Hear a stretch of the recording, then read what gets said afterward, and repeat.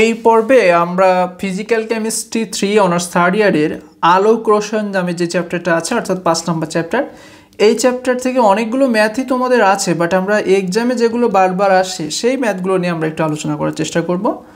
তো ফার্স্টে যে ম্যাথটা আসছে সেটা হলো একটা আলোক বিক্রিয়া প্রতি সেকেন্ডে এত কোয়ান্টা আলোক শোষণ করে, 10 মিনিট আলোকিত করায় ওই বিক্রিয়কের এত মোল বিক্রিয়া করলো, তাহলে ওই বিক্রিয়ার কোয়ান্টাম উৎপাদ নির্ণয় করো। তো কোয়ান্টাম উৎপাদের নির্ণয়ের সূত্রটা তোমরা একটু মুখস্থ করে রাখবা। কোয়ান্টাম কার্যকারিতা বা কোয়ান্টাম উৎপাদ নির্ণয়ের সূত্র হচ্ছে বিয়োজিত অনুসংখ্যা বাই শোষিত কোয়ান্টার সংখ্যা, ঠিক আছে? তো কোয়ান্টাম উৎপাদ বা কোয়ান্টাম কার্যকারিতাকে ফাই দিয়ে প্রকাশ করে, ফাই, আর এর সূত্র হচ্ছে মানে কোয়ান্টাম কার্যকারিতা হচ্ছে বিয়োজিত অণুর সংখ্যা থেকে শোষিত কোয়ান্টার সংখ্যাকে বিয়োজিত অণুর সংখ্যা থেকে শোষিত কোয়ান্টার সংখ্যাকে ভাগ দিলে যেটা পাওয়া যায় সেটাই কোয়ান্টাম কার্যকারিতা বা কোয়ান্টাম উৎপাদ। তো আমাদের প্রথমে প্রয়োজন বিয়োজিত অণুর সংখ্যা। এটা আমরা কোথায় পাবো? দেখো, এটা পাওয়ার একটা সিস্টেম হচ্ছে এইখানে আছে যে একটা আলোক বিক্রিয়া প্রতি সেকেন্ডে এত কোয়ান্টা আলো শোষণ করে, এত কোয়ান্টা আলো শোষণ করে। তাহলে এই শোষিত কোয়ান্টার সংখ্যা কত হবে? 3 গুণ 10⁻15? না, শুধু 3 গুণ 10⁻15 হবে না, কারণ এই বিক্রিয়ায় 10 মিনিট আলোকিত করা হচ্ছে। তাহলে এর সাথে সাথে মানে এই যে শোষিত কোয়ান্টার সংখ্যার সাথে আমাদের 10 মিনিটকে গুণ দিতে হবে। আর 10 মিনিটকে তো আর মিনিটে রাখবো না, আমরা সেকেন্ডে নিব। তাহলে কত হবে? 1 মিনিটে 60 সেকেন্ড, তাহলে 10 মিনিটে 600 সেকেন্ড গুণ এই শোষিত কোয়ান্টার সংখ্যা। ক্লিয়ার? টাইমটাকে আমাদের এখানে অ্যাটাচ করে দিতে হবে। শোষিত কোয়ান্টার সংখ্যার সাথে আমরা টাইমটাকে অ্যাটাচ করে নিব, গুণ করে নিব। এবার বিয়োজিত অনুসংখ্যা দরকার। দেখো এইখানে বিক্রিয়ক মানে কত মোল বিক্রিয়া করছে বিক্রিয়কের 0.002 মোল, এইটাই তো বিক্রিয়া করছে। তো এইটা বিক্রিয়া করার মানে কি? এই বিক্রিয়া থেকে অর্থাৎ এই বিক্রিয়ক থেকে এত মোল বিয়োজিত হয়ে যাচ্ছে। এটাকে তো আর তুমি ফিরে পাবা না, এটা তো বিক্রিয়া করে যাচ্ছে মানে বিয়োজিত হয়ে যাচ্ছে। ফলে বিয়োজিত অনুসংখ্যাটা হবে এত মোল অর্থাৎ 0.002 মোল, ঠিক আছে? কিন্তু এইটা তো বিয়োজিত মোলের সংখ্যা, এটা তো অণুর সংখ্যা না। মোলের সংখ্যা থেকে অণুর সংখ্যায় যখন যাবা তখন তোমাকে অ্যাভোগাড্রো সংখ্যা 6.023 গুণ 10⁻23 দিয়ে গুণ করে নিতে হবে, ঠিক আছে?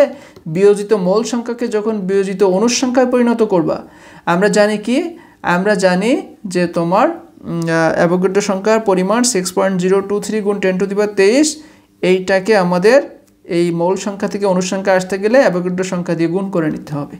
ক্লিয়ার? তাহলে এই বিয়োজিত অণুর সংখ্যাটা উপরে বসিয়ে দাও, এই শোষিত কোয়ান্টার সংখ্যাটা নিচে বসিয়ে দাও, ক্যালকুলেশন করো, ভাগ করো, অ্যান্সার চলে আসবে। খুব সিম্পল ম্যাথ। আচ্ছা, এইবার আমরা একটু ভিন্ন আঙ্গিকের একটা ম্যাথ দেখার চেষ্টা করব, যদিও একই রকম প্রায়। যে 3600 অ্যাংস্ট্রম তরঙ্গ দৈর্ঘ্যের আলোর উপস্থিতিতে এ থেকে বি আলোক রাসায়নিক বিক্রিয়ায় এত আর্গো শক্তি শোষণ করে এত মোল বি উৎপন্ন হয়। এই বিক্রিয়ার জন্য কোয়ান্টাম উৎপাদের মান হিসাব করো। দেখো, কোয়ান্টাম উৎপাদের মান তো আমরা মানে সূত্রটা তো আমরা সবাই জানি। কোয়ান্টাম উৎপাদ আগের অঙ্কে দেখিয়েছি। কোয়ান্টাম উৎপাদকে ফাই দিয়ে প্রকাশ করে, ফাই ইকুয়াল টু বিয়োজিত বিক্রিয়কের, এইখানে আমরা আর অণুর সংখ্যা নেইনি, আমরা এখানে মোল সংখ্যাটাকে লিখলাম। তার মানে আমরা যেটা পাবো ওটাকে আর অণুতে কনভার্ট করব না, মোলে রেখে দিব। মানে টোটালি তুমি এখানে বিয়োজিত অণুর সংখ্যা, মোল সংখ্যা যে কোনোটাই নিতে পারো। আমরা আগেটাতে অণুর সংখ্যা নিয়েছিলাম, এবার মোল সংখ্যা নিব। এবং নিচে শোষিত আইনস্টাইন সংখ্যা। দেখো, এই কোয়ান্টাম কার্যকারিতা বিয়োজিত অণুর সংখ্যাও হতে পারে, উপরে বিয়োজিত বিক্রিয়কের মোল সংখ্যাও থাকতে পারে, বসাতে পারো, ঠিক আছে? নিচের শোষিত কোয়ান্টার সংখ্যাও হতে পারে, আবার শোষিত আইনস্টাইন সংখ্যাও হতে পারে। এগুলোর কিন্তু কোনো বাধ্যবাধকতা, রেস্ট্রিক্টেড নিয়ম নেই।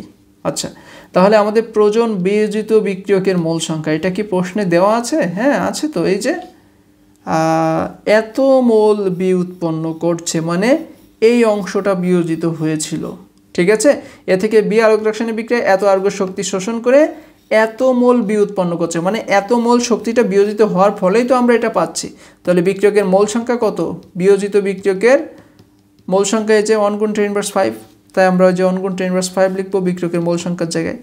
আমাদের এইবার যেটা প্রয়োজন শোষিত আইনস্টাইন সংখ্যা, এইটা তো আর এইখানে কোনোভাবে লেখা নেই। আছে দেখো তো কোথাও খুঁজে তুমি শোষিত আইনস্টাইন সংখ্যা নামে কোনো ট্রাম পাও কিনা, নেই কিন্তু। এই জন্য আমরা এই শোষিত আইনস্টাইন সংখ্যার একটা সূত্র আছে বের করার, ঠিক আছে। এটাকে আমরা আইনস্টাইন শক্তির সমীকরণ বলি। আমরা জানি এক আইনস্টাইন শক্তি পরিমাণকে প্রকাশ করা হয় E=Nhc/λ। এক আইনস্টাইন কোনো শক্তি, এক আইনস্টাইনের শক্তি বের করার সূত্র কি? E=Nhc/λ। ই হচ্ছে আইনস্টাইন শক্তির প্রতীক, এন অ্যাভোগাড্রো সংখ্যা যার মান আমরা সবাই জানি 6.023 × 10⁻23 মুখস্থ মান।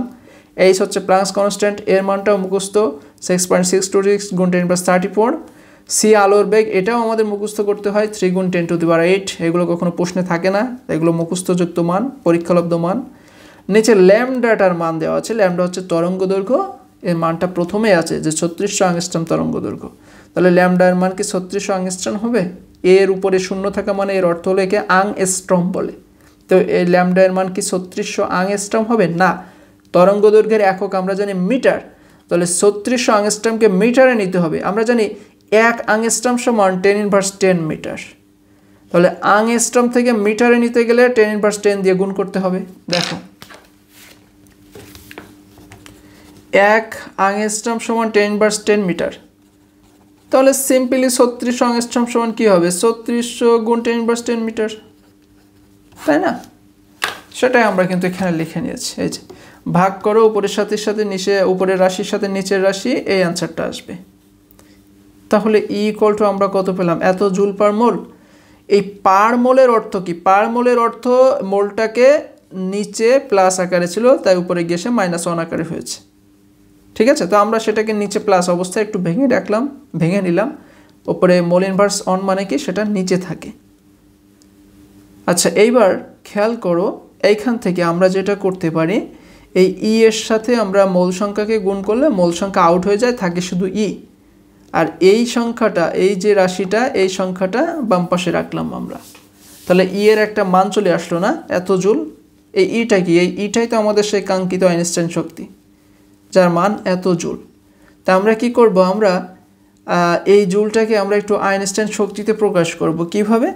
দেখো আমরা জানি এখান থেকে আমরা যদি 1 জুলকে নেই, হ্যাঁ, আমরা যদি এখান থেকে জুলের মান বের করতে চাই, তাহলে জুলকে রেখে আমরা এই সংখ্যাটাকে ডান পাশে পাঠালে কী হয়ে যাবে? সংখ্যাটা ডান পাশে গিয়ে ভাগ হয়ে যাবে, এই যে 1/, আকারে আছে। আর ই যেভাবে ছিল ওটা এইভাবে থাকে, যদিও ই উপরে থাকতো, লবে থাকতো, কিন্তু আমরা এটাকে আলাদাভাবে লব হিসেবে লিখলাম, এর উপরে রাখলাম না, আলাদা রাখলাম। এটাকে আমরা 1/, আকারে লিখলাম, ঠিক আছে। এখান থেকে জুল রেখে এই রাশিটাকে ডান পাশে পাঠালে এই রাশিটা ডান পাশে এসে কী হয়ে যায়? ভাগ হয়ে যায়। আর ই যেভাবে ছিল সেভাবে আছে। আচ্ছা, এইবার এইটাকে যখন অনকে তুমি যখন এই রাশি দিয়ে ভাগ করবে, অ্যান্সার আসবে 3 × 10⁻6। আর এই ইটা কি? ই হচ্ছে আইনস্টাইন শক্তির প্রতীক না, তাই আমি লিখেছি 3 × 10⁻6 আইনস্টাইন শক্তি। অর্থাৎ আমরা পেলাম 1 জুল = এখানে 3 × 10⁻6 আইনস্টাইন শক্তি। আচ্ছা, 1 জুল সমান যদি এত আইনস্টাইন শক্তি হয়, কথা বুঝবা ভালো করে, 1 জুল সমান যদি এত আইনস্টাইন শক্তি হয়, তা আমাদের প্রশ্নে দেওয়া ছিল এত আর্গো শক্তি শোষণ করে। তাহলে শোষিত আইনস্টাইন সংখ্যাটা আমরা কোথা থেকে পাবো বলো তো? এই যে শোষিত আইনস্টাইন সংখ্যা, এই শোষিত আইনস্টাইন সংখ্যাটা আমরা পাবো হচ্ছে এইখান থেকে। এই যে এত আর্গো শক্তি শোষণ করে, এইটাকে ভাঙিয়ে আমরা শোষিত আইনস্টাইন শক্তিটা পাবো। তো এটাকে কিভাবে ভাঙাবা? মানে এই আর্গো শক্তিকে তুমি কিভাবে আইনস্টাইন শক্তিতে রূপান্তর করবা? আইনস্টাইন শক্তিতে রূপান্তর না করলে তো তুমি এখানে লিখতে পারবে না, কারণ এখানে যেটা লিখবা সেটা শুধু শোষিত শক্তি হবে না, সেটা হবে শোষিত আইনস্টাইনের সংখ্যা। তার মানে শোষিত এই শক্তিটাকে আইনস্টাইন সংখ্যায় রূপান্তর কিভাবে করবা? এই যে আমরা 1 জুল = যদি এত আইনস্টাইন শক্তি পাই, তাহলে এখান থেকে 6.62 × 10⁻7 আর্গো সমান আমরা আইনস্টাইন শক্তি বের করতে পারবো না? অবশ্যই পারবো। দেখো 1 জুল খুব মানে ডিপলি একটু দেখার চেষ্টা করবা। 1 জুল সমান আমরা এমনিতেই জানি 10⁻7 আর্গো। যদি 1 জুল সমান 10⁻7 আর্গো হয়, 1 আর্গো সমান স্বাভাবিকভাবে 10⁻7 জুল হবে, তাই না? তাহলে 1 আর্গো সমান যদি 10⁻7 জুল হয়, 6.62 × 10⁻7 আর্গো সমান কত হবে? তার সাথে অবশ্যই 10⁻7 গুণ করতে হবে। আর্গোকে জুলে নিতে গেলে 10⁻7 দিয়ে গুণ করতে হবে, এটা মনে রেখো, ঠিক আছে, এখানে যে আয়র্ঘ্য রাশিটা আছে তাকে জুলে নিতে গেলে 10⁻7 দিয়ে গুণ করতে হবে। এখন এই জুল থেকে আমরা আবার কি করব, এই আইনস্টাইন শক্তিতে প্রকাশ করব। তো আমরা উপরে দেখেছি 1 জুল ইকুয়াল টু এত আইনস্টাইন শক্তি, তাহলে এত জুল ইকুয়াল টু কত আইনস্টাইন শক্তি হবে? 1 জুল ইকুয়াল টু যদি 3 গুণ 10⁻6 আইনস্টাইন শক্তি হয়, 6.62 গুণ 10⁻7 গুণ 10⁻7 জুল সমান কত আইনস্টাইন শক্তি হবে? এর সাথে এই রাশিটা গুণ হয়ে যাবে, সিম্পল কথা। গুণ হয়ে আমাদের এই অ্যান্সারটা চলে আসবে, মানে এত আইনস্টাইন শক্তি আসবে।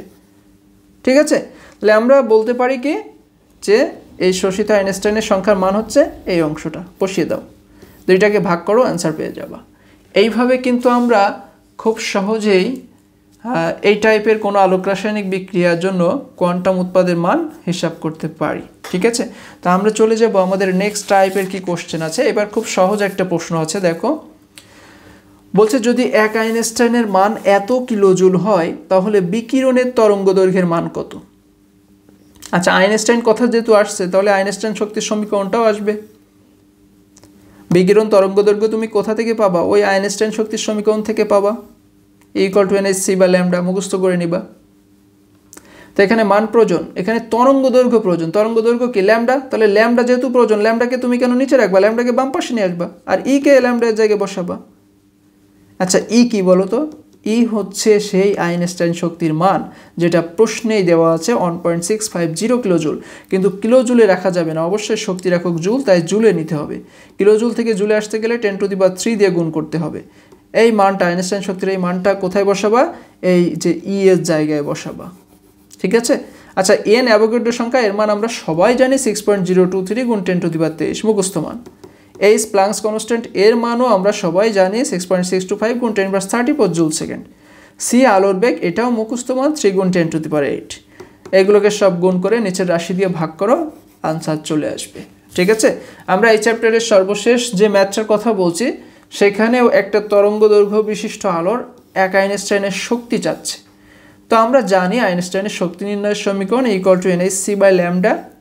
তাহলে আইনস্টাইন শক্তি চাচ্ছে, তার মানে কি শক্তি আমাদের বের করে দেখাতে হবে। তো ল্যামডা কি? ল্যামডা তরঙ্গ দৈর্ঘ্য, যেটা এখানে দেওয়া আছে 3000 অ্যাংস্ট্রম, কিন্তু আমি বলেছিলাম তরঙ্গ দৈর্ঘ্যের একক মিটারে নিবা। তাহলে অ্যাংস্ট্রমকে মিটারে নিতে গেলে 10⁻10 দিয়ে গুণ করতে হবে কিন্তু। ঠিক আছে, অ্যাংস্ট্রমকে মিটারে নিতে গেলে 10⁻10 দিয়ে গুণ করে নিতে হবে। আচ্ছা, এইবার উপরে আছে n অ্যাভোগাড্রো সংখ্যা, মুখস্থ মান বসিয়ে দাও। প্লাঙ্কস কনস্ট্যান্ট, মুখস্থ মান। আলোর বেগ, মুখস্থ মান। ভাগ করো, অ্যান্সার চলে আসবে, জুলে আসবে। যে অ্যান্সারটা আসবে ওইটা জুলে, তুমি চাইলে ওটাকে কিলোজুলে নিতেও পারো, নাও পারো, কিলোজুলে রাখবা একটু। ঠিক আছে, আমাদের বই গাইডগুলোতে যেহেতু কিলোজুলে কনভার্ট করা আছে, তোমরা চেষ্টা করো রাখার, সমস্যা তো না। জাস্ট জুল থেকে কিলোজুলে আসার জন্য কি করতে হয়? জুল থেকে কিলোজুলে আসার জন্য 1000 দিয়ে ভাগ করতে হয়। জুল থেকে কিলোজুলে আসার জন্য 1000 দিয়ে ভাগ করতে হয়। তুমি যখন এই রাশিটাকে 1000 দিয়ে ভাগ করবা, এই দশমিক তখন 1000-এর পরে 3টে শূন্য আছে না, তাই দশমিক 1 2 3 3 ঘরে গিয়ে আসবে, তাহলে 399 হবে, যেটা আমাদের অ্যান্সার এসছে। এইভাবে আমরা আলোক রসায়ন, বিকিরণ রসায়ন চ্যাপ্টার থেকে খুব সহজে ম্যাথ সমাধান করতে পারবো।